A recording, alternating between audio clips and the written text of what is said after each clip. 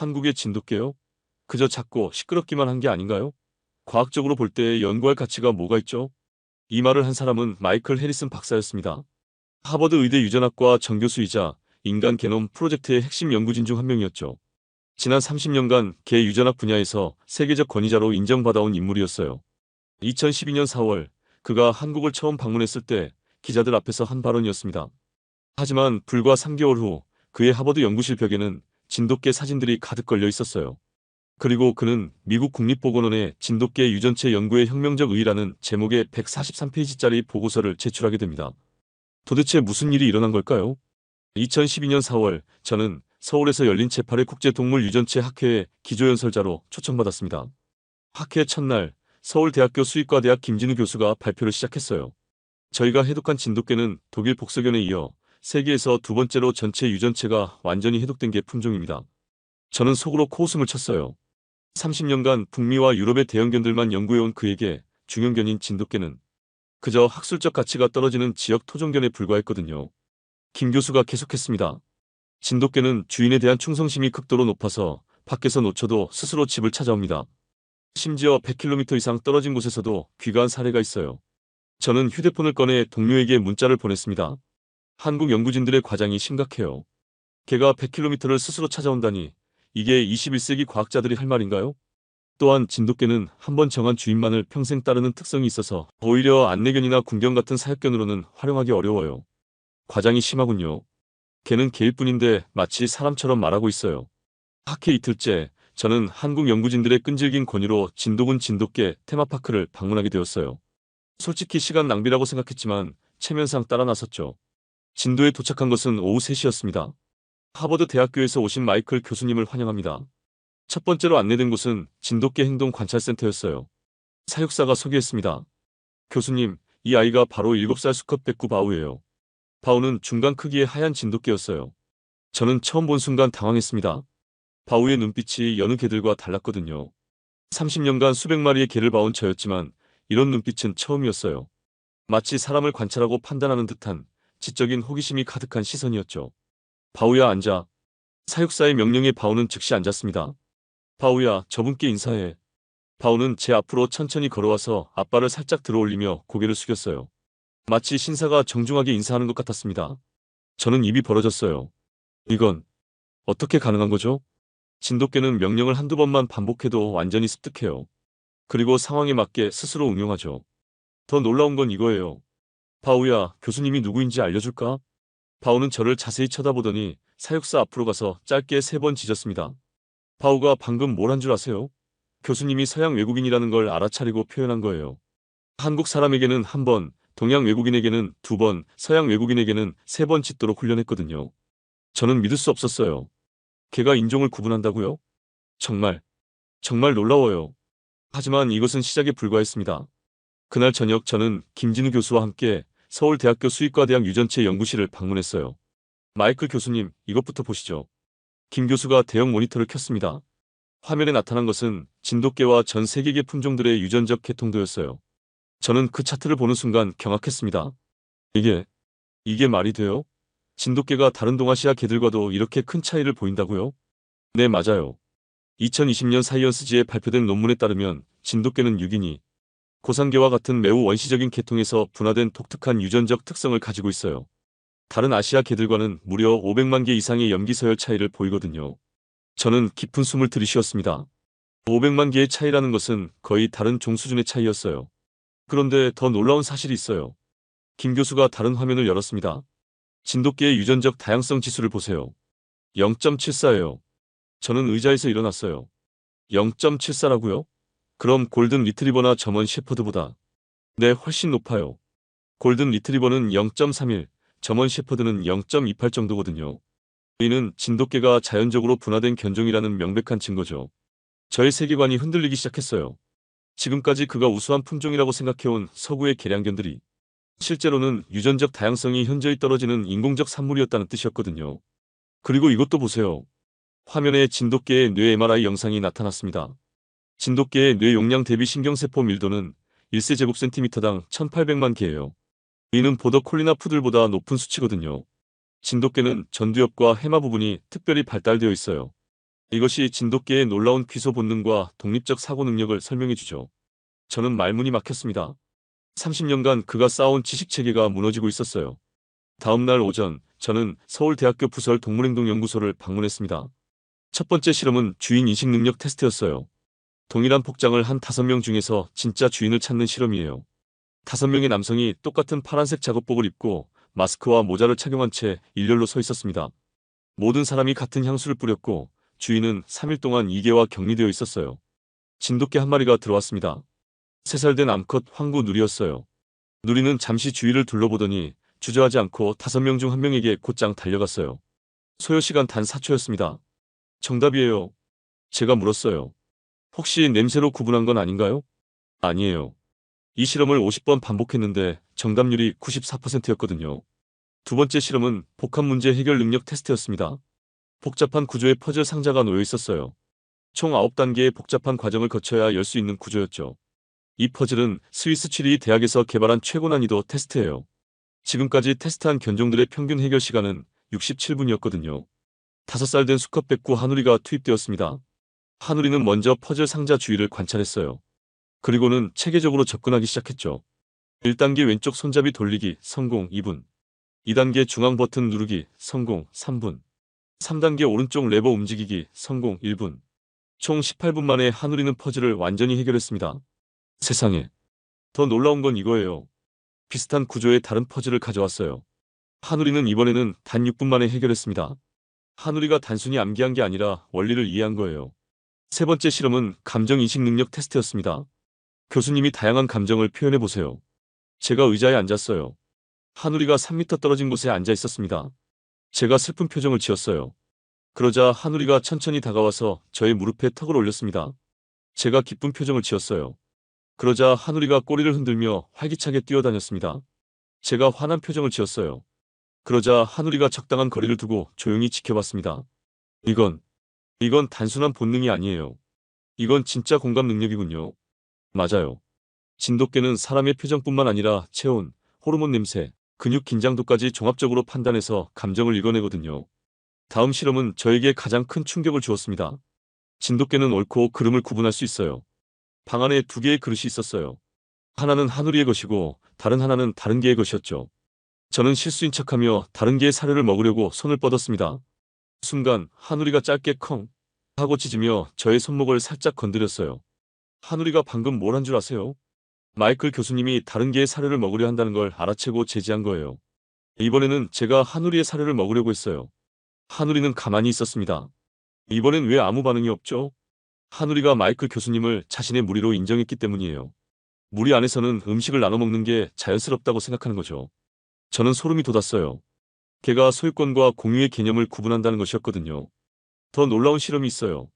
2명의 연구원이 등장했습니다. 한 명은 하누리에게 친절하게 대했고 다른 한 명은 무시하며 차갑게 대했어요. 그 다음 두 연구원이 동시에 하누리를 부르며 손에 사료를 들고 있었습니다. 하누리는 주저하지 않고 친절했던 연구원에게 갔어요. 하누리가 좋은 사람과 나쁜 사람을 구분한 거예요. 진돗개는 이런 도덕적 판단 능력이 매우 뛰어나거든요. 그날 밤 호텔 방에서 저는 심각한 내적 갈등에 빠졌습니다. 하루 종일 본 것들이 믿기지 않았어요. 이게 말이 돼요? 30년간 내가 연구해온 게 뭐였단 말이에요? 그는 자신이 가져온 연구 자료들을 다시 펼쳐봤습니다. 책상 위에는 그가 지금까지 발표한 논문들이 쌓여 있었어요. 대형견이 소형견보다 인지 능력이 우수하다. 유럽 개량견이 아시아 토종견보다 지능이 높다. 순종견이 잡종견보다 예측 가능한 행동 패턴을 보인다. 하지만 오늘 본 진돗개들은 이 모든 가설들을 산산조각 내고 있었어요. 저먼 셰퍼드, 골든 리트리버, 라브라도 리트리버. 그가 지금까지 최고라고 여겨온 이 품종들은 모두 19세기 이후 인위적으로 개량된 것들이었죠. 반면 진돗개는요? 수천 년간 한반도의 진도라는 섬에서 자연적으로 진화해온 원시 품종이었어요. 인간의 인위적 개입 없이 스스로 최적화된 완전체였죠. 휴대폰이 울렸습니다. 미국에 있는 동료 교수로부터였어요. 마이클, 한국 출장 어때요? 별로 볼 게 없죠? 아시아 개들이야 뻔하잖아요. 저는 잠시 망설이다가 대답했습니다. 아니에요. 생각보다 흥미로운 게 많아요. 그래요? 뭔가 특별한 거라도 있어요? 저는 오늘 본 것들을 떠올렸어요. 바우의 인사, 하누리의 문제 해결, 감정인식, 도덕적 판단. 네. 나중에 자세히 얘기할게요. 전화를 끊고 저는 창밖을 바라봤습니다. 그는 문득 깨달았어요. 자신이 한국을, 아시아를, 그리고 동양의 문화를 얼마나 편견으로 바라보고 있었는지를요. 과학에 편견이 있어서는 안 되는데. 그는 노트북을 열어 오늘의 경험을 기록하기 시작했습니다. 다음날 아침 7시, 저는 김진우 교수에게 전화를 걸었어요. 김 교수님, 혹시 시간 되시면 진돗개에 대해 더 자세히 알고 싶어요. 김 교수는 놀랐습니다. 어제까지만 해도 회의적이던 제가 갑자기 적극적으로 나온 것이었거든요. 물론이죠. 어떤 부분이 궁금하신가요? 모든 것을요. 역사, 유전학, 행동학. 가능하다면 더 오래 머물면서 제대로 연구해보고 싶어요. 그렇게 시작된 것이 저의 3개월간 한국 체류였습니다. 그는 하버드의 안식년을 이용해 한국에서 진돗개를 집중 연구하기로 결정했어요. 첫 번째 주에는 진도에서 직접 2주간 머물렀어요. 진돗개 테마파크에서 제공한 숙소에서 생활하며 하루 종일 진돗개들과 함께 시간을 보냈습니다. 첫날부터 놀라운 일들이 연속으로 일어났어요. 아침 6시, 제가 숙소에서 나오자 어제 만났던 바우가 기다리고 있었습니다. 어? 바우야, 어떻게 여기 있어요? 사육사가 설명했어요. 바우가 새벽부터 여기서 기다리고 있었어요. 교수님을 기다린 것 같아요. 그날부터 바우는 저의 가이드가 되었습니다. 제가 어디를 가든 바우가 앞장서서 길을 안내했어요. 둘째 날, 저는 진돗개들의 사회생활을 관찰했습니다. 넓은 운동장에 10마리의 진돗개들이 함께 뛰어놀고 있었어요. 가장 먼저 눈에 띈 것은 명확한 서열이 있다는 것이었죠. 하지만 이 서열은 단순한 힘의 논리가 아니었어요. 가장 큰 개가 리더가 아니라 가장 지혜로운 개가 리더였어요. 5살 된 황구 도리는 크기로는 중간 정도였지만 다른 개들이 모두 그의 판단을 따랐습니다. 이건 마치 회의를 거쳐서 결정하는 것 같네요. 저는 감탄했어요. 맞아요. 진돗개들은 매우 민주적인 사회 구조를 가지고 있거든요. 셋째 날에는 진돗개의 학습 능력을 직접 테스트해봤습니다. 제가 하누리에게 새로운 트릭을 가르쳐 보기로 했어요. 물건 가져오기 게임이었죠. 10개의 서로 다른 물건을 바닥에 놓고 제가 하나씩 이름을 말하면 하누리가 가져오는 게임이었어요. 15분 만에 하누리는 10개 물건의 이름을 모두 외웠습니다. 그리고 심지어 큰 것, 작은 것, 무거운 것 같은 형용사까지 구분했어요. 이건 보더 콜리 수준이 아니에요. 이건 그보다 훨씬 높은 수준이에요. 넷째 날에는 저에게 가장 감동적인 순간이 찾아왔습니다. 그날 오후 제가 혼자 산책을 하다가 길을 잃었어요. 진도의 산길은 복잡했고 방향 감각을 잃기 쉬웠거든요. 해가 지기 시작했고 저는 점점 불안해졌습니다. 휴대폰도 산간 지역이라 신호가 잡히지 않았어요. 그때 어디선가 멍멍 소리가 들렸습니다. 바우였어요. 바우는 저를 발견하자 반가워 뛰어왔어요. 그리고는 제 주위를 한 바퀴 돌더니 특정 방향을 바라보며 짖었습니다. 바우야, 길을 아는 거야? 바우는 몇 걸음 앞서가다가 뒤를 돌아보며 저를 기다렸어요. 마치 따라와요라고 말하는 것 같았죠. 30분 후 그들은 숙소에 도착했습니다. 바우가 어떻게 교수님을 찾았는지 아세요? 사육사가 말했어요. 저희가 교수님이 안 돌아오신다고 하니까 바우가 갑자기 불안해하더니 스스로 찾으러 나간 거예요. 저는 바우를 꼭 껴안았습니다. 30년 동안 개를 연구해왔지만 개에게 이런 감정을 느낀 것은 처음이었어요. 그날 밤 저는 일기에 썼습니다. 오늘 바우가 나를 구해줬어요. 하지만 진짜로는 내가 바우에게 구원받은 거예요. 내 편견에서, 내 오만함에서요. 두 번째 주에 일어난 일은 저의 인생을 완전히 바꿔놓았습니다. 그날은 비가 내리는 날이었어요. 갑자기 하누리가 소란을 피우기 시작했습니다. 평소에는 조용한 개였는데 계속해서 짖고 불안해했어요. 하누리는 특정 방향을 향해 계속 짖었습니다. 1시간 후 그 방향에서 구조 요청이 들어왔어요. 산에서 등산객이 실종되었다는 것이었죠. 설마 하누리가 그걸 알고 짖은 건가요? 진돗개는 5km 이상 떨어진 곳의 소리도 들을 수 있어요. 그리고 위험한 상황을 직감하는 능력이 있거든요. 하누리는 수색대와 함께 실종자를 찾으러 나갔습니다. 그리고 3시간 만에 골짜기에 빠진 등산객을 발견했어요. 그날 저녁 저는 하누리를 바라보며 깊은 생각에 빠졌습니다. 이 개는 단순한 동물이 아니야. 이건 진짜 동반자야. 그때 갑자기 깨달았어요. 지금까지 제가 개를 연구 대상으로만 봐왔다는 것을요. 하지만 진돗개들은 단순한 연구 대상이 아니라 인간과 진정한 파트너십을 맺을 수 있는 존재들이었어요. 서울로 돌아온 저는 김진우 교수와 함께 더 심층적인 연구를 시작했습니다. 김 교수님, 제가 진돗개 연구에 본격적으로 참여하고 싶어요. 공동 연구를 제안하고 싶습니다. 어떤 방향으로 연구하시고 싶으신가요? 진돗개를 기준으로 기존의 견종평가 체계를 재정립하고 싶어요. 지금까지 서구 중심적 관점에서만 개를 평가해왔는데 이제는 동양의 원시 품종들의 우수성을 과학적으로 입증하고 싶습니다. 그렇게 시작된 공동 연구는 2개월간 계속되었어요. 첫 번째 연구 진돗개와 서구 개량견의 인지 능력 비교. 10개의 견종, 총 200마리의 개를 대상으로 대규모 비교 실험을 실시했습니다. 테스트 항목은 문제 해결 능력, 기억력, 학습 속도, 감정 인식, 사회적 지능, 창의적 사고. 결과는 충격적이었어요. 진돗개는 10개 항목 중 7개 항목에서 1위를 차지했습니다. 특히 창의적 사고와 사회적 지능 부문에서는 2위와 압도적인 차이를 보였어요. 두 번째 연구 원시 품종과 개량 품종의 유전적 건강성 비교. 결과는 유전적 다양성으로 진돗개 0.74 대 평균 0.32, 유전성 질병 발생률은 진돗개 3.2% 대 평균 18.7%, 평균 수명은 진돗개 15.3년 대 평균 11.8년. 세 번째 연구 인간과 개 상호작용의 진화적 관점. 이 연구가 가장 의미 있었어요.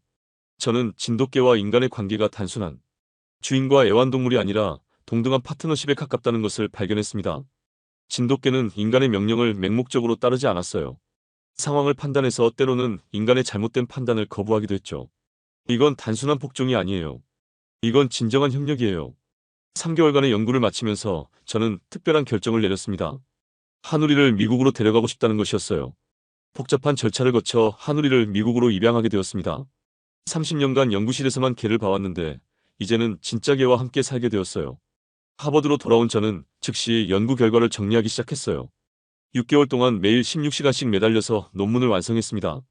2013년 3월 저의 논문 진돗개 연구를 통한 견종평가 패러다임의 혁신, 동양 원시 품종의 우수성에 대한 과학적 검증이 세계 최고 권위의 과학 저널 네이처에 게재되었어요. 143페이지에 달하는 이 논문은 학계에 엄청난 파장을 일으켰습니다. 논문의 주요 내용. 기존의 서구 중심적 견종평가 체계는 근본적 한계가 있어요. 인위적 개량보다 자연적 진화가 더 우수한 결과를 낳아요. 진돗개는 현존하는 개 품종 중 가장 완벽에 가까운 유전적 구조를 가져요. 학계의 반응은 폭발적이었어요. 하버드 유전학과의 거장이 30년간의 연구를 뒤엎었어요. 서구 중심주의 견종학에 던진 혁명적 도전장이에요. 2013년 5월 그는 영국 런던의 로열 소사이어티에서 특별 강연을 했습니다. 신사숙녀 여러분, 저는 오늘 여러분께 고백하고 싶어요. 지난 30년간 제가 얼마나 편견에 사로잡혀 있었는지를요. 그는 진돗개의 영상들을 보여주며 설명했어요. 이것이 바로 수천 년간 인간과 함께 진화해온 진정한 동반자의 모습입니다. 강연이 끝나자 청중들은 기립박수를 보냈어요. 저의 연구 발표는 학계를 넘어 사회 전반에 큰 영향을 미쳤습니다. 미국 캔넬 클럽의 변화. 2013년 6월 AKC는 긴급 이사회를 열고 진돗개의 공식 품종 등록 절차를 대폭 간소화하기로 결정했어요. 마이클 해리슨 교수의 연구 결과를 검토한 결과 진돗개는 즉시 공식 품종으로 인정되어야 한다고 판단해요. 2012년까지만 해도 진돗개는 미국 동물보호소에서 가장 많이 안락사당하는 견종 중 하나였어요. 하지만 저희 연구가 발표된 후 상황이 완전히 바뀌었습니다. 2013년 하반기부터 전국의 동물보호소에 진돗개 입양 문의가 폭주하기 시작했어요. 뉴욕 동물보호소의 마크 데이비스 소장은 말했습니다. 정말 놀라워요. 작년까지만 해도 진돗개들이 몇 달씩 입양되지 않았는데 이제는 입양 대기 명단이 6개월치예요. 특히 고학력층과 전문직 종사자들 사이에서 진돗개 입양이 급증했어요. 실리콘밸리의 IT 기업 CEO 제임스 왓슨은 말했습니다. 저는 마이클 교수님의 논문을 읽고 진돗개를 입양했어요. 정말 놀라워요. 우리 진돗개 사쿠라는 마치 사람 같아요. 가장 극적인 변화를 경험한 사람은 텍사스의 정경택 씨였어요. 1993년부터 20년간 진돗개 목장을 운영해온 그는 2012년까지 극심한 경영난에 시달리고 있었습니다. 한 달에 겨우 한 마리 분양하는 게 고작이었어요. 5월 운영비 1만 달러를 감당하기 어려워서 목장을 포기할 생각까지 했죠. 하지만 마이클 박사의 연구 발표 이후 상황이 급변했어요. 2013년 4월부터 갑자기 전화가 폭주하기 시작했어요. 하루에 50통씩 전화가 와요. 정 씨의 목장에는 현재 입양 대기자가 400명이 넘어요. 분양 가격도 500달러에서 2,500달러로 올랐지만 여전히 대기자가 줄을 서고 있습니다. 정말 꿈만 같아요. 20년간 진돗개의 우수성을 알리려고 애썼는데 마이클 교수님 한 분이 모든 걸 바꿔놓으셨어요. 정 씨는 감사의 표시로 저에게 특별한 진돗개 한 마리를 선물했어요. 최고 혈통의 백구 암컷 설아였습니다. 저 자신에게도 큰 변화가 있었어요. 무엇보다 그는 한국과 한국 문화에 깊은 관심을 갖게 되었습니다. 한국어를 배우기 시작했고 한국 역사와 철학을 공부했어요. 진돗개의 충성심과 지혜는 한국 문화에서 나온 것 같아요. 수천 년간 한국인과 함께 살면서 한국인의 정신을 닮아간 거죠. 그는 매년 여름휴가를 진도에서 보내는 것이 습관이 되었어요. 하누리와 설아를 데리고 함께 고향을 방문하는 것이었죠. 저의 생활 방식도 완전히 바뀌었습니다. 30년간 연구실에서만 살던 그가 이제는 매일 아침 하늘이 설아와 함께 조깅을 했어요. 걔와 함께 산다는 것이 이런 느낌인지 처음 알았어요. 단순히 연구 대상이 아니라 진짜 가족이에요. 하버드 캠퍼스에서도 저는 유명인이 되었어요. 학생들은 저를 진돗개 교수님이라고 불렀고 저희 연구실에는 항상 진돗개들이 있었습니다. 저는 자신의 경험을 바탕으로 교육 방식도 혁신했어요. 2014년부터 저는 실전 동물행동학이라는 새로운 수업을 시작했습니다. 이 수업의 특징은 실험실이 아닌 현장에서 직접 동물들과 상호작용하며 배우는 것이었어요. 학생 여러분, 책으로만 동물을 이해할 수는 없어요. 직접 만나고 교감하고 함께 시간을 보내야 진짜 이해할 수 있어요. 수업의 절반은 보스턴 근교의 동물보호소에서 진행되었습니다. 저는 또한 매년 20명의 학생들을 한국으로 보내는 한국동물행동학 현장 연수 프로그램을 만들었어요. 미국에서만 공부하면 시야가 좁아져요. 다른 문화, 다른 환경에서 진화한 동물들을 직접 보고 배워야 진정한 과학자가 될 수 있어요. 이 프로그램에 참여한 학생들의 반응은 폭발적이었습니다. 정말 눈이 열리는 경험이었어요. 4학년 학생 마크가 말했어요. 진도에서 2주 동안 진돗개들과 함께 지내면서 개에 대한 모든 생각이 바뀌었어요. 2021년 저에게 슬픈 일이 생겼습니다. 함께 미국에 온 하누리가 병에 걸린 것이었어요. 하누리는 이미 14살의 고령이었어요. 진돗개의 평균 수명이 15년 정도임을 고려하면 충분히 장수한 것이었죠. 저는 최고의 수의사들을 찾아다니며 하누리를 치료했습니다. 하지만 하누리의 상태는 점점 악화되었어요. 하누리는 마지막까지 제 곁을 지켰어요. 마치 걱정하지 마세요. 저는 괜찮아요라고 말하는 것 같았습니다. 2021년 10월 15일 오후 3시 하누리는 저의 품에서 조용히 눈을 감았어요. 저는 며칠 동안 말을 잃었습니다. 하누리는 단순한 연구 대상이 아니었어요. 제 인생의 가장 소중한 선생님이었어요. 저는 하누리를 하버드 수목원에 묻어주었습니다. 그리고 그 곁에 작은 비석을 세웠어요. 하누리 2007년부터 2021년까지 나에게 진정한 과학이 무엇인지 가르쳐준 최고의 선생님, 영원히 그리워할 동반자. 2025년 현재 저는 하버드 대학교 아시아 동물 유전학 연구소의 소장을 맡고 있어요. 그리고 매년 100명의 미국 학생들을 아시아 각국에 보내 토종견들을 직접 연구하게 합니다. 실험실을 벗어나세요. 진짜 답은 현장에 있어요. 저희 연구소에는 현재 진돗개 12마리와 다른 아시아 토종견 8마리가 함께 살고 있어요. 이들은 단순한 연구 대상이 아니라 연구팀의 일원으로 대우받습니다. 그리고 설아는요? 이제 10살이 된 설아는 여전히 저의 가장 소중한 동반자예요. 설아가 하누리의 뜻을 이어가고 있어요. 매일 새로운 것을 가르쳐줘요. 저의 이야기는 아직 끝나지 않았어요. 2025년 현재 68세인 저는 여전히 왕성한 연구 활동을 하고 있습니다. 최근 저는 전 세계 토종견 보존 네트워크 구축에 힘쓰고 있어요. 기후변화와 도시화로 많은 토종견들이 사라지고 있어요. 이들을 보존하는 것은 단순히 동물을 구하는 것이 아니라 인류의 문화유산을 보존하는 것이에요. 저의 마지막 인터뷰에서 저는 이렇게 말했습니다. 30년 전 진돗개를 무시했던 오만한 과학자가 있었어요. 그 사람이 바로 저였죠. 하지만 진돗개들이 저를 구원해 주었어요. 편견에서, 오만함에서, 무지에서요. 진정한 과학은 겸손에서 시작돼요. 자신이 모른다는 것을 인정하고 배움을 멈추지 않는 것. 그리고 무엇보다 열린 마음으로 세상을 바라보는 것이죠. 진돗개들이 저에게 가르쳐준 가장 소중한 교훈은 이것이었어요. 때로는 가장 작은 선생님이 가장 큰 가르침을 준다는 것을요. 에필로그, 지속되는 영향. 마이클 해리슨의 진돗개 연구는 단순히 한 과학자의 개인적 여정을 넘어 전 세계에 지속적인 영향을 미치고 있어요. 2025년 현재 전 세계 50여 개국에서 토종견 보존 프로젝트가 진행되고 있습니다. 아프리카의 바센지, 중동의 살루키, 남미의 페루비안 헤어리스독. 이전에는 관심받지 못했던 토종견들이 새롭게 주목받고 있어요. 미국에서는 매년 11월 15일을 토종견의 날로 지정했어요. 이날은 마이클이 처음 진돗개 바울을 만난 날입니다. 전국의 동물보호소에서는 토종견 입양 캠페인을 벌이고 학교에서는 다양성과 포용의 가치를 교육해요. 한국의 진도군에는 마이클 해리슨 기념관이 세워졌어요. 이곳에는 그와 하누리, 바우의 이야기가 전시되어 있고 매년 전 세계에서 수천 명의 관광객들이 찾아옵니다. 진돗개 덕분에 우리 진도가 세계적으로 유명해졌어요. 진도 군수 김영호 씨가 말했어요. 마이클 교수님께 정말 감사해요. 가장 의미 있는 변화는 과학계의 패러다임 전환이에요. 이제 동물행동학자들은 연구실을 벗어나 현장에서 동물들과 직접 교감하며 연구하는 것을 당연하게 여겨요. 마이클 교수님이 보여준 연구 방법론이 이제는 표준이 되었어요. 스탠포드 대학교의 제니퍼 클라크 교수가 말했어요. 동물을 진정으로 이해하려면 그들과 함께 살아야 한다는 것을 모든 연구자들이 받아들이게 되었죠. 차세대 연구자들. 마이클의 제자들도 스승의 뜻을 이어받고 있어요. 그의 첫 번째 제자인 에밀리 왓슨은 현재 MIT에서 동물과 인공지능 상호작용 연구소를 운영하고 있습니다.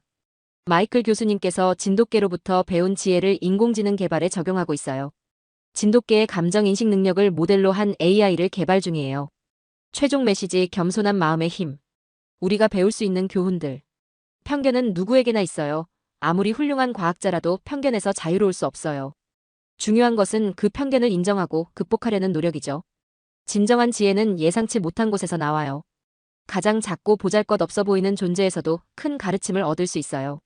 열린 마음이 가장 중요해요. 새로운 것을 배우려면 기존의 생각을 내려놓을 용기가 필요해요. 과학은 겸손에서 시작돼요. 자신이 모른다는 것을 인정할 때 진정한 배움이 시작되죠. 문화의 다양성을 존중해야 해요. 서로 다른 문화에서 나온 지혜들은 모두 고유한 가치가 있어요. 2025년 봄, 마이클은 한우리가 묻힌 하버드 수목원을 찾았어요. 설아가 그의 곁을 지키고 있었습니다. 무덤 앞에 놓인 작은 비석에는 여전히 그 글귀가 새겨져 있었어요.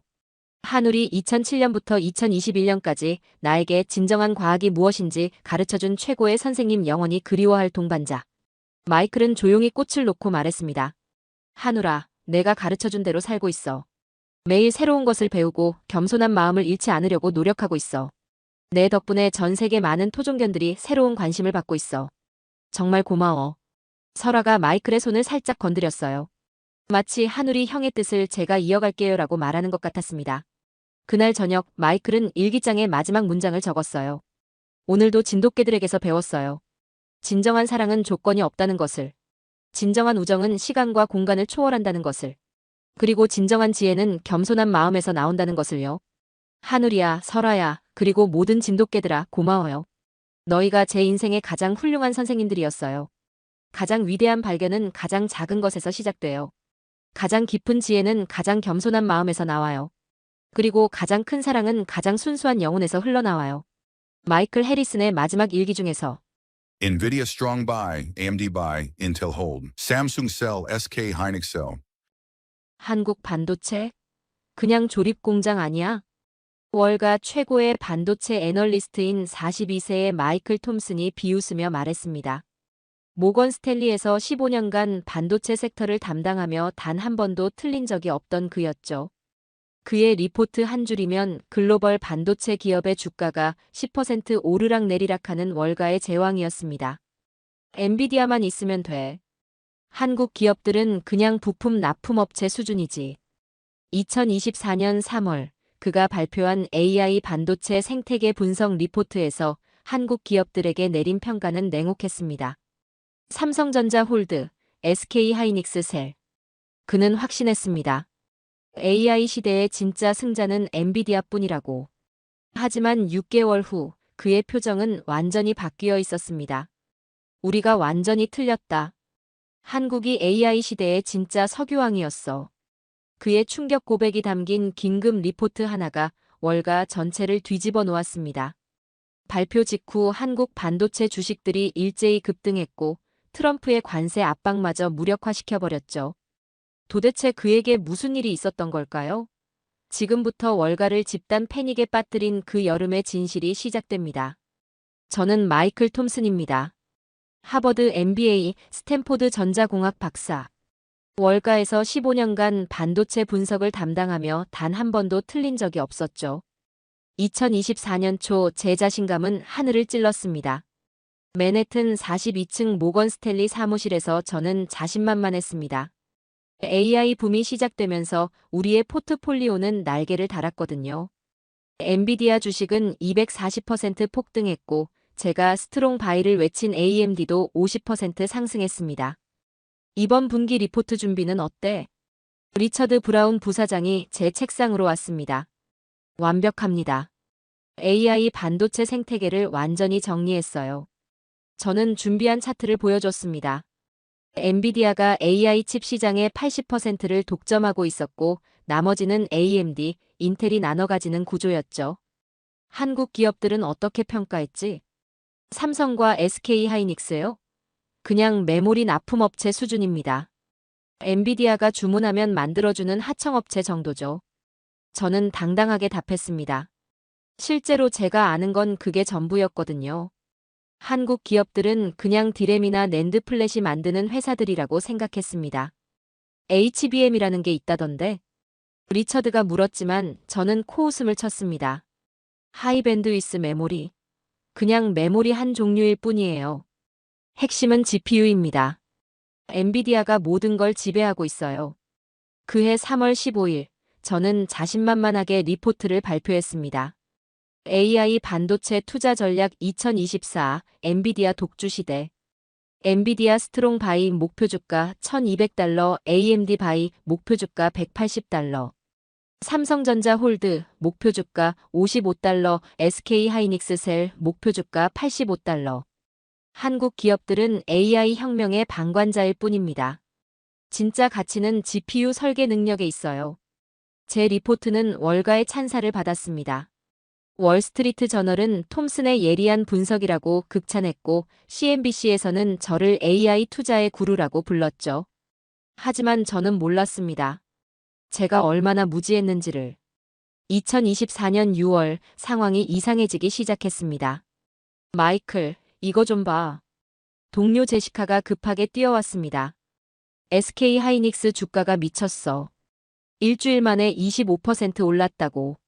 저는 SK 하이닉스 차트를 확인했습니다. 정말로 수직 상승하고 있었죠. 더 이상한 건 거래량이었습니다. 평소의 3배였어요. 뭔가 호재가 있었나? 엔비디아가 뭐 HBM3라는 걸 발표했다던데. 저는 즉시 엔비디아 발표 자료를 찾아봤습니다. 그들의 차세대 AI 칩 블랙웰 GB200에 대한 내용이었죠. HBM3 12스택 192GB. 대역폭 8.0TB/s. 생소한 용어들이 가득했습니다. 저는 더 자세히 파보기로 했죠. 다음 날 아침, 저는 충격적인 사실을 발견했습니다. 잠깐만. SK 하이닉스가 이 HBM3를 독점 공급한다고? 더 파보니 더 놀라운 사실들이 쏟아졌습니다. HBM 시장에서 SK 하이닉스가 53%, 삼성전자가 38%를 차지하고 있었어요. 한국 기업 둘이 합쳐서 91%였습니다. 이게 말이 돼? 저는 동료 존에게 물었습니다. HBM이 그렇게 중요한 거야? 글쎄.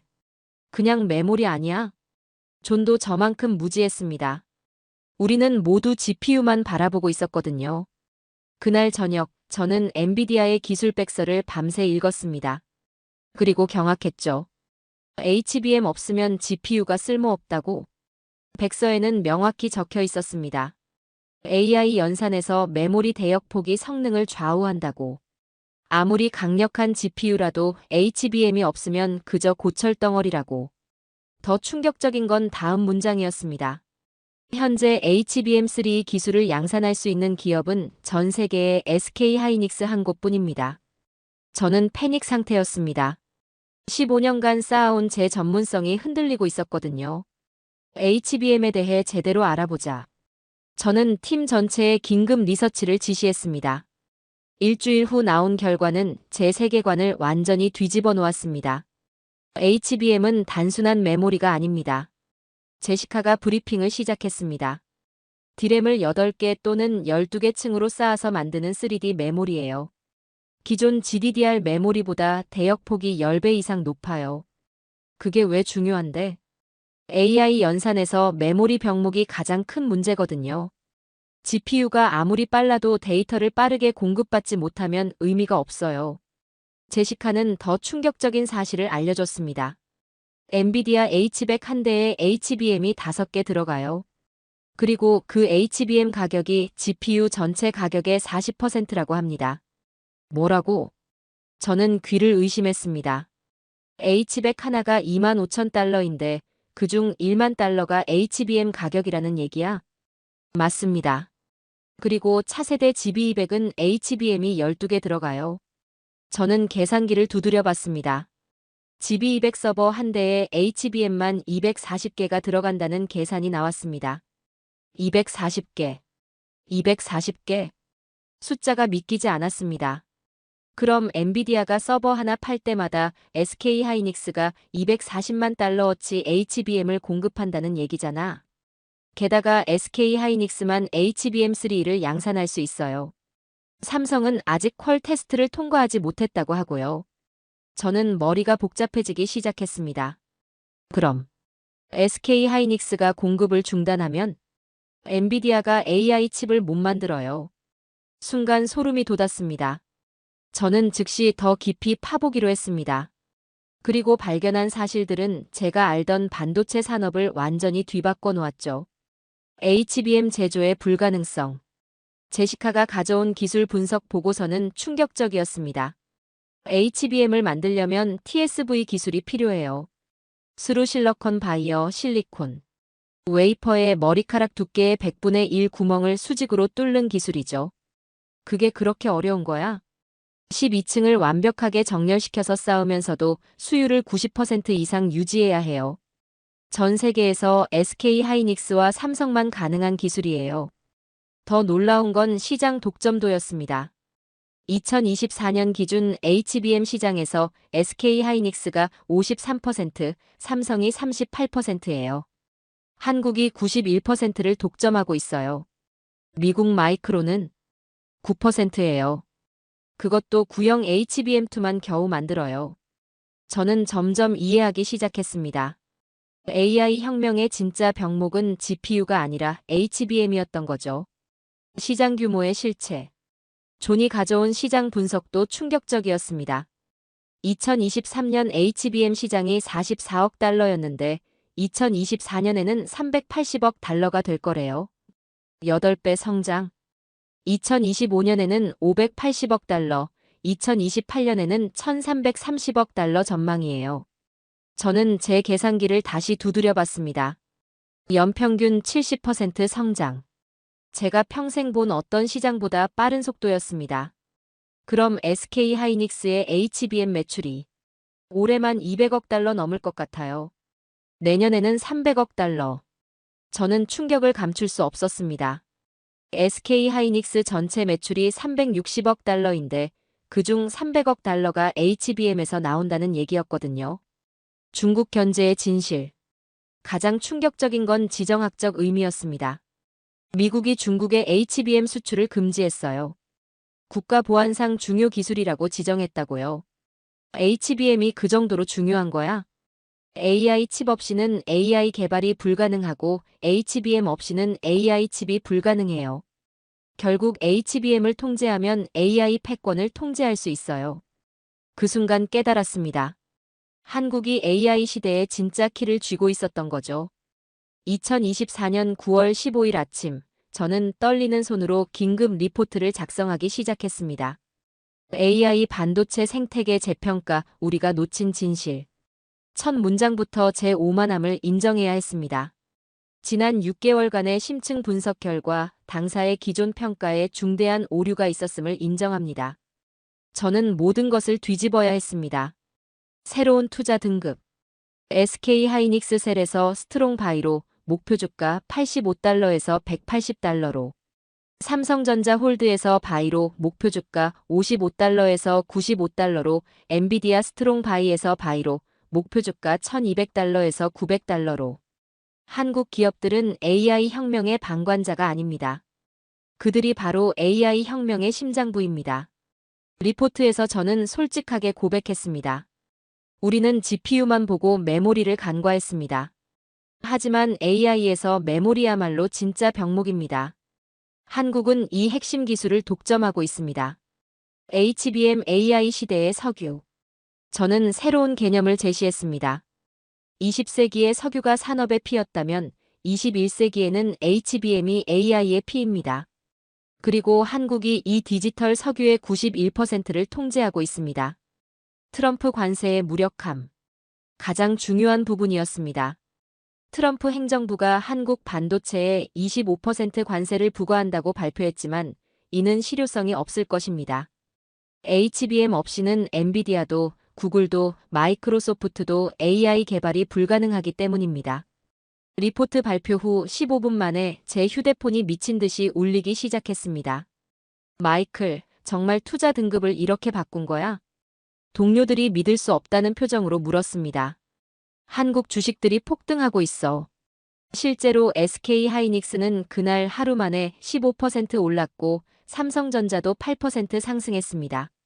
CNBC에서 인터뷰 요청이 왔어. 저는 각오를 단단히 했습니다. 월가에서 제 권위가 실추될 수도 있었지만 진실을 말해야 했거든요. CNBC 생방송에서 앵커가 날카롭게 물었습니다. 톰슨 애널리스트, 6개월 만에 완전히 다른 평가를 내린 이유가 뭔가요? 저는 솔직하게 답했습니다. 우리가 AI 생태계를 잘못 이해했습니다. GPU만 보고 있었는데 실제로는 메모리가 핵심이었어요. 구체적으로 설명해 주시죠. 간단합니다. 엔비디아 GPU 없이도 AI는 가능하지만 HBM 없이는 엔비디아 GPU 자체가 불가능해요. 한국이 이 HBM을 독점하고 있어요. 방송 후 반응은 폭발적이었습니다. 월가의 대혼란. 바클레이즈 한국 반도체 투자 등급 일제히 상향 조정. 골드만삭스 HBM 전쟁에서 한국의 승리 리포트 발간. JP모건 AI 시대의 진짜 왕은 한국. 헤드라인. 정치권의 반응. 가장 놀라운 건 트럼프 행정부의 반응이었습니다. 2024년 10월 트럼프가 갑자기 한국 관세 정책을 재검토한다고 발표했습니다. 한국과는 서로 도움이 되는 방향으로 협력해야 한다. 백악관 내부자에 따르면 트럼프가 HBM의 중요성을 보고받고 정책을 바꿨다고 했습니다. 한국 없이는 미국 AI도 없다는 국가안보보좌관의 브리핑이 결정적이었다고 하더군요. 빅테크들의 한국 러브콜. 제 리포트 발표 후 흥미로운 일들이 벌어졌습니다. 샘 알트만 오픈 AI 세 번째 한국 방문, SK 하이닉스와 장기 공급 계약. 마크 저커버그 메타, 삼성전자 이재용 회장과 긴급 회담. 순다르 피차이 구글, 한국은 AI의 핵심 파트너 공식 발언. 새로운 게임의 룰. 제가 깨달은 가장 중요한 진실은 이거였습니다. AI 시대의 파워는 이렇게 흘러갑니다. HBM 없으면 AI 칩 제조 불가능. AI 칩 없으면 AI 모델 훈련 불가능. AI 모델 없으면 AI 서비스 불가능. 결국 HBM을 지배하는 자가 AI를 지배한다. 이제 저는 확신합니다. 21세기 AI 시대의 진짜 석유는 HBM이고 한국이 그 유전을 독점하고 있다는 걸. 2024년 12월 저는 아예 새로운 투자 철학을 발표했습니다. AI 공급망 피라미드 이론. 제가 새롭게 정립한 이론은 이랬습니다. 레벨 1 가장 중요 메모리 HBM SK 하이닉스, 삼성전자 대체 불가능, 기술 진입 장벽 최고. 레벨 2 AI 칩 설계. 엔비디아, AMD 중요하지만 HBM 없으면 무의미. 레벨 3 AI 서비스 오픈 AI, 구글, 마이크로소프트. 가장 화려하지만 실제로는 상위 레벨의 의존. 우리는 지금까지 피라미드를 거꾸로 보고 있었습니다. 저는 리포트에서 단언했습니다. 한국의 진짜 파워. 숫자로 보면 더 명확했습니다. 전 세계 HBM 시장의 95%, 한국 독점, SK 하이닉스 53%, 삼성 42%. HBM3 기술, SK 하이닉스만 양산 가능. HBM4 기술, 2025년 SK 하이닉스가 최초 양산 예정. 미국이 반도체 패권을 말하지만 정작 AI의 핵심 부품은 만들지 못합니다. 중국의 절망적 상황. 제가 분석한 중국 상황은 더욱 흥미로웠습니다. CXMT 2026년까지 HBM2 개발 목표, 한국은 이미 HBM4 시대. 기술 격차 최소 5년 이상. 미국 제재, 핵심 장비 수입 불가능. 중국이 HBM을 자체 개발하는 것은 사실상 불가능합니다. 새로운 투자 전략. 저는 고객들에게 완전히 새로운 포트폴리오를 제안했습니다. 한국 반도체 40%, 미국 AI 칩 30%, 기타 30%. AI 투자의 안전판은 한국입니다. HBM이 있는 한 한국은 절대 빠질 수 없어요. 2025년 1월, 저는 개인적인 칼럼을 월스트리트 저널에 기고했습니다. 월가 애널리스트가 한국에게 배운 교훈. 15년간 월가에서 반도체를 분석하며 저는 오만했습니다. 미국과 실리콘밸리만 바라보며 진짜 혁신이 어디서 일어나는지 놓쳤죠. 한국 기업들을 단순한 조립 공장으로 봤던 제 시각이 얼마나 무지했는지 이제야 깨달았습니다. 진짜 혁신은 화려하지 않습니다. HBM은 스마트폰처럼 화려하지 않습니다. GPU처럼 주목받지도 않아요. 하지만 이 보이지 않는 기술이야말로 AI 혁명의 진짜 심장입니다. 한국 엔지니어들이 수년간 묵묵히 쌓아온 기술력. 12층 메모리를 90% 수율로 쌓아올리는 경이로운 기술. 이것이 진짜 혁신이었습니다. 미국의 착각. 우리는 설계가 제조보다 중요하다고 믿었습니다. 하지만 AI 시대에는 제조 기술이 더 중요했어요. 아무리 뛰어난 설계라도 HBM을 공급받지 못하면 그저 도면일 뿐입니다. 투자자들에게 드리는 조언. 화려함에 속지 마세요. 진짜 가치는 보이지 않는 곳에 숨어 있습니다. 공급망의 병목을 찾으세요. 그곳에 진짜 파워가 있습니다. 기술 진입 장벽을 평가하세요. 아무나 할 수 있는 일에는 투자하지 마세요. 한국에 대한 새로운 인식. 이제 저는 한국을 완전히 다르게 봅니다. 한국은 AI 시대의 사우디아라비아가 아닙니다. 사우디는 석유가 고갈되면 끝이지만 한국의 기술력은 계속 진화하고 있거든요. HBM4, HBM5, 그리고 아직 이름도 없는 차세대 메모리까지. 한국은 미래를 만들어가고 있습니다.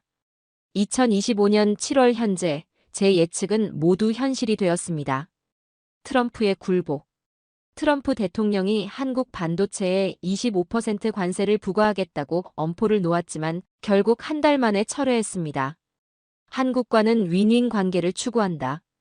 백악관 관계자에 따르면 미국 빅테크 CEO들이 집단으로 반발했다고 합니다. 한국 HBM 공급이 중단되면 미국 AI 산업이 마비됩니다. 젠슨 황 엔비디아 CEO의 한마디가 결정타였죠. 한국 기업들의 역전극. SK하이닉스 2024년 매출 44조 원, 전년 대비 92% 증가. 삼성전자 DS 부문 사상 첫 SK하이닉스 추월 HBM 시장 2025년 580억 달러, 전년 대비 53% 성장. 제가 스트롱 바이를 외친 SK하이닉스는 1년 만에 주가가 110% 상승했습니다. 반대로 제가 하향 조정한 엔비디아는 30% 하락했죠. 월가의 새로운 공식. 이제 월가에서는 새로운 공식이 통용됩니다. HBM 없으면 AI 없고 AI 없으면 미래 없다. 모든 투자은행이 한국 반도체 애널리스트를 영입하려고 혈안이 되어 있습니다. 한국어를 배우는 애널리스트들도 늘어났죠. 제 개인적인 변화. 저 역시 크게 변했습니다. 한국어 공부를 시작했고 한 달에 한 번은 서울에 출장을 갑니다. SK하이닉스 이천 공장과 삼성 평택 라인을 직접 보면서 그들의 기술력에 경외감을 느끼죠. 12층짜리 메모리를 쌓는다는 게 이렇게 어려운 일인 줄 몰랐습니다. SK하이닉스 엔지니어가 설명해주는 TSV 기술을 들으며 저는 정말로 겸손해졌습니다. 새로운 경쟁 구도. 2025년 현재 HBM 시장은 이렇게 재편되었습니다. SK하이닉스 60%, HBM4 독점 공급. 삼성전자 35%, HBM3 대량 공급 시작. 마이크론 5%, 구형 제품만 간신히 유지. 한국의 승리는 완전했습니다. 미래 전망. 제가 내다보는 2030년은 더욱 흥미롭습니다. HBM 시장이 1,330억 달러로 성장하면서 한국 기업들이 이 시장의 95%를 독점할 것으로 예상됩니다. 특히 6세대 HBM4, 7세대 HBM5 기술에서는 한국의 독주가 더욱 공고해질 전망이죠. AI가 발전할수록 한국의 힘은 더 강해집니다. 진짜 파워는 보이지 않는 곳에 있다. 화려한 GPU 뒤에 숨은 HBM, 멋진 AI 서비스 뒤에 숨은 반도체. 진짜 권력은 항상 보이지 않는 곳에서 나옵니다. 기술 진입 장벽이 진짜 해자다. 12층 메모리를 90% 수율로 쌓는 기술. 이건 돈으로도 살 수 없고 단기간에 배울 수도 없습니다. 한국이 수십 년간 쌓아온 기술력이죠. 지정학보다 기술력이 강하다. 트럼프의 관세 위협도 중국의 추격도 한국의 기술력 앞에서는 무력했습니다. 결국 필요한 기술을 가진 자가 승리합니다. 겸손함이 최고의 투자 철학이다. 15년간 쌓은 제 오만함이 6개월 만에 무너졌습니다. 시장에는 항상 우리가 모르는 진실이 숨어 있어요. 마지막 한마디. 저는 이제 확신합니다. 21세기는 한국의 세기라고. 20세기에 석유가 지정학을 좌우했다면 21세기에는 HBM이 AI 패권을 좌우할 것입니다.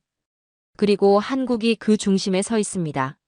월가 최고의 애널리스트였던 제가 한국에게 완전히 굴복할 수밖에 없었던 이유입니다. 우리가 원시인이었어.